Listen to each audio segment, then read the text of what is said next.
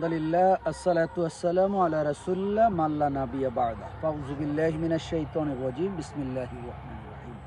শুরু করছি প্রতিদিনের ন্যায় নিয়মিত অনুষ্ঠান দিনের পথে। আজ আমরা উপনীত হয়েছি পবিত্র জিলহজ মাসের প্রথম দিন। নবী করিম সাল্লাল্লাহু আলাইহি ওয়াসাল্লাম বলেছেন, এই 10 দিন আমরা যাতে সুন্দরভাবে ভালো আমল করতে পারি সেই দিকে আমাদের খেয়াল রাখার কথা। কুরআনুল কারীমে সূরাতুল ফজরে আল্লাহ তাআলা শপথ করে বলেছেন উষার শপথ, তারপরে বলছে জোর বেজোরের শপথ, তারপর বলছে 10 রজনীর শপথ। 3টি বিষয়ে শপথ করে বলেছেন এই 10 দিন যে বছরের শ্রেষ্ঠ দিন, এই শ্রেষ্ঠ দিনগুলিতে আমাদের সর্বাগ্রে করা উচিত। নবী করিম সাল্লাল্লাহু আলাইহি ওয়াসাল্লাম বলেছেন, তোমরা যদি 1 থেকে 9 তারিখ পর্যন্ত রোজা রাখতে পারো উত্তম, সর্বোত্তম। তার মধ্যে সবচেয়ে আরও বেশি উত্তম হচ্ছে ইয়াউমুল আরাফা। আরাফার দিন যদি কোনো ব্যক্তি রোজা রাখে, আল্লাহ তাআলা তার সামনের 1 বছরের গুনাহ মাফ করবেন এবং পিছনের 1 বছরের গুনাহ মাফ করবেন। সুবহানাল্লাহি ওয়া বিহামদিহি সুবহানাল্লাহিল আযীম। আমরা এই পবিত্র হারাম মাসের মধ্যে উপস্থিত হয়েছি। বছরের 4টি মাস হচ্ছে হারাম মাস, আর হারাম মাসের অর্থ হচ্ছে সম্মানিত মাস। একটি হচ্ছে মুহররম মাস, দ্বিতীয়টি হচ্ছে রজব মাস, তৃতীয় হচ্ছে জিলকাদ, চতুর্থ হচ্ছে জিলহজ। এই 4টি মাসে মক্কার কাফেররা, বেঈমানরা, মুশরিকরা তারা একটি গাছের পাতা পর্যন্ত ছিঁড়তেন না। ঝগড়া, বিবাদ, কাটাকাটি, মারামারি, হানাহানি কিছুই করতেন না। আমার নবী করিম সাল্লাল্লাহু আলাইহি সাল্লাম যখন দেখলেন এই 4টি হারাম মাসে মক্কার কাফেররা, বেদুইনরা, মুশরিকরা কোনো ঝগড়া করে না, বিবাদ করে না, কলহ করে না, এর আগে কিন্তু আমার নবী দিনের দাওয়াত দিতে চাইলে তাকে দেশ থেকে বের করে দেওয়ার উপক্রম হতো। তো এই সুযোগে নবী করিম সাল্লাল্লাহু আলাইহি সাল্লাম দাওয়াতের মিশনে নেমে গেছেন। যেহেতু কাফেররা এই 4টি হারাম মাসে কি করবেন না, যুদ্ধ বিগ্রহ করবেন না। এই 4টি হারাম মাসে বিনা প্রয়োজনে গাছের পাতা ছেঁড়াও নিষেধ। এই সুযোগে আমার নবী দাওয়াতি কাজে হরদম লেগে গেলেন। তার অনেক দিন দাওয়াতের মানুষ কাজ করছে না। হঠাৎ একদল লোক, 7 জন লোক, অন্য আহলে কিতাবের আমলের লোক, তারা শুনেছেন তাদের কিতাবে, তাদের আলেমদের মুখে, তারাও নিজেরাও আলেম, তাদের কিতাবে শুনেছেন যে শেষ নবী আব্দুল্লাহর বেটা মুহাম্মদ সাল্লাল্লাহু আলাইহি সাল্লাম আসবেন, তিনি সঠিক দিন প্রচার করবেন। এই প্রত্যয় নিয়ে 7 জন আলেম এসে আমার নবীর কাছে বায়াত গ্রহণ করিলেন এবং তারা ইসলাম ধর্ম প্রচার করার জন্য আমার নবী সাল্লাল্লাহু আলাইহি সাল্লাম তাদেরকে প্রেরণ করলেন, মদিনায় তোমরা যাও, মদিনায় আমার জন্য দাওয়াতের কি করো, পরিবেশ সৃষ্টি করো। এই 7 জন যে আবার অন্য 5 জনকে দাওয়াতি মিশনের কাজে আওতায় আনলেন। নবী লাগিয়ে দিলেন তাদেরকে এই দাওয়াতি মিশনের মধ্যে। মদিনার একটা এমন সুন্দর পরিবেশ সৃষ্টি করলেন যে পরিবেশের ফলে আমার নবী যেয়া ওই জমিনে বীজ বপন করার সাথে সাথেই গাছ অঙ্কুরিত হলো, ফল দিতে লাগলো। আজকের দুনিয়ায় মদিনায় মুনাওয়ারা একেবারে সোনার মানুষে পরিণত হয়ে গেল আমার নবীর সহবত পাইয়া, দ্বীনের দাওয়াত পাইয়া। আমার কথা হচ্ছে আমরা এখন বর্তমানে অবস্থান করছি জিলহজ মাসের প্রথম তারিখ। আজ থেকে 1 থেকে 9 তারিখ পর্যন্ত রোজা রাখা আমাদের জন্য অত্যাবশ্যকীয়।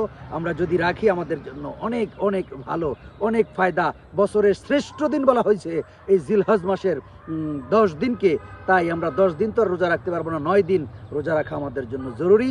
কিছু আমল রয়েছে, সে আমলটি বেশি বেশি করে করতেন। রোজার 1 তারিখ থেকে রোজার নয়, জিলহজ মাসের 1 তারিখ থেকে শুরু করতেন। আল্লাহু আকবার, আল্লাহু আকবার, লা ইলাহা ইল্লাল্লাহু, আল্লাহু আকবার, আল্লাহু আকবার, ওয়ালিল্লাহিল হামদ। এই তাকবীরগুলি আবু বকর, উমর, উসমান, আলী রাদিয়াল্লাহু তাআলা আনহু যেথায় যাইতেন মানুষের সমাগম দেখতেন, বাজারে, মাজারে, হাটে, ঘাটে, সব জায়গায়, লোকালয়ে যেখানেই দেখতেন তারা জোরে জোরে বলতেন আল্লাহু আকবার, আল্লাহু আকবার, লা ইলাহা ইল্লাল্লাহু, আল্লাহু আকবার, আল্লাহু আকবার, ওয়ালিল্লাহিল হামদ। এটা 13 তারিখ পর্যন্ত এই সাহাবীগণ জোরে জোরে পইরা সবাইরে শোনাইয়া দিতেন, মনে করাইয়া দিতেন যে তোমরাও পড়ো, আল্লাহ পাকের বরত্ব ঘোষণা করো।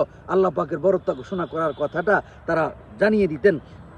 তাই আমরাও মুহাম্মদী হিসাবে আজ থেকেই আমরা যেখানে যখনই সময় পাবো আল্লাহু আকবার, আল্লাহু আকবার, লা ইলাহা ইল্লাল্লাহু, আল্লাহু আকবার, আল্লাহু আকবার, ওয়ালিল্লাহিল হামদ। এই গেল 1 নম্বর আমল। দ্বিতীয় নম্বরের আমল হচ্ছে আমরা এই 1 থেকে 9 তারিখের মধ্যে বেশি বেশি করে দান সাদাকা করতে থাকবো আল্লাহর রাস্তায়। যেহেতু আল্লাহ তাআলা বছরের শ্রেষ্ঠ দিন এই 10 দিনকে উপনীত করেছে, আর আমরা এই 10 দিনের মধ্যেই উপস্থিত হয়েছি, এই 10 দিনকে আমরা যেন হাত ছাড়া না করি। তাছাড়া আরেকটি দোয়া রয়েছে, লা ইলাহা ইল্লাল্লাহু ওয়াহদাহু লা শারীকা লা লাহুল মুলকু ওয়া লাহুল হামদু ওয়া হুয়া আলা কুল্লি শাইইন কাদির।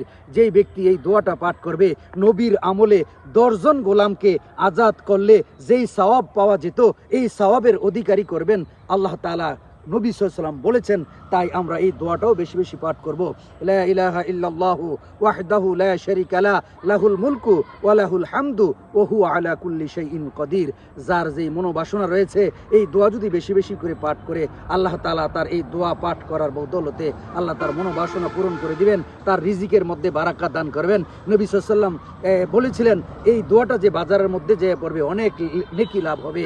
নবীর একজন সাহাবী, বাজারে কোনো কাজ নেই, বাজার অনুত্তম জায়গা হওয়ার ফলেও এই দোয়াটা শুধু পড়ার জন্য ওই বাজারে যেতেন। নবী যে বলছে ওখানে পড়লে অনেক সওয়াব হয়, সুন্নত আদায় হয়, তাই নবীর ওই সাহাবী ওই বাজারে যেয়ে এই দোয়াটা পড়তেন, লা ইলাহা ইল্লাল্লাহু আল্লাহু আকবার ওয়ালিল্লাহি লা ইলাহা ইল্লাল্লাহু ওয়াহদাহু লা শারীকা লা লাহুল মুলকু ওয়া লাহুল হামদু ওয়া হুয়া আলা কুল্লি শাইইন কাদির। এই দোয়াটা পাঠ করতেন। বিশেষ করে এই বছরের শ্রেষ্ঠ 10 দিনের মধ্যে ইয়ামুল আরাফার দিনের রোজা হচ্ছে সর্বশ্রেষ্ঠ। এই বছরে না, সারা পৃথিবীতেও এত মানুষকে আল্লাহ তাআলা ওই দিনের চাইতে বেশি মর্যাদা দেন না বা মাফ করেন না। ওই দিনে, আরাফার দিনে যত মানুষকে ক্ষমা করে দেন।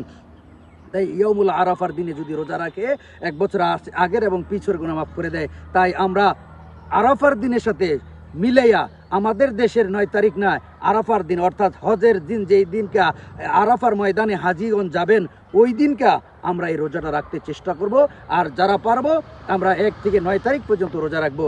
আর যারা পারবো না, আমরা ইয়ামুল আরাফা, যদি কারো মনে কোনো সন্দেহ থাকে, তাহলে বাংলার 8 তারিখ এবং 9 তারিখ অর্থাৎ বাংলাদেশে আর জিলহজ মাসের 8 তারিখ এবং 9 তারিখ রাখলে অবশ্যই আমরা ইয়ামুল আরাফা পেয়ে যাব। আর যদি কেউ মনে করেন যে না, হজ মক্কায় যেদিন হয় ওই দিনকেই রাখবো, এটা বাংলাদেশের সাথে সৌদির সাথে মিলের বিষয় না, বলা হয়েছে ইয়ামুল আরাফা অর্থাৎ আরাফায় যেই দিন হাজিগণ যাবেন ওই দিনকেই যেন রোজা রাখা হয়। আল্লাহ তাআলার কাছে আমাদের ফরিয়াদ, আমাদের এই 10টা দিন যেন উত্তম কাজে কাজে আমরা কাটাইতে পারি, ঝগড়া বিবাদ কলহ দ্বন্দ্ব ফাসাদ যেন আমরা এড়িয়ে থাকতে পারি, সব সময় যেন আমরা দোয়া পাঠ করতে পারি, লা ইলাহা ইল্লাল্লাহু ওয়াহদাহু লা শারীকা লা লাহুল মুলকু ওয়া লাহুল হামদু ওয়া হুয়া আলা কুল্লি শাইইন কাদির।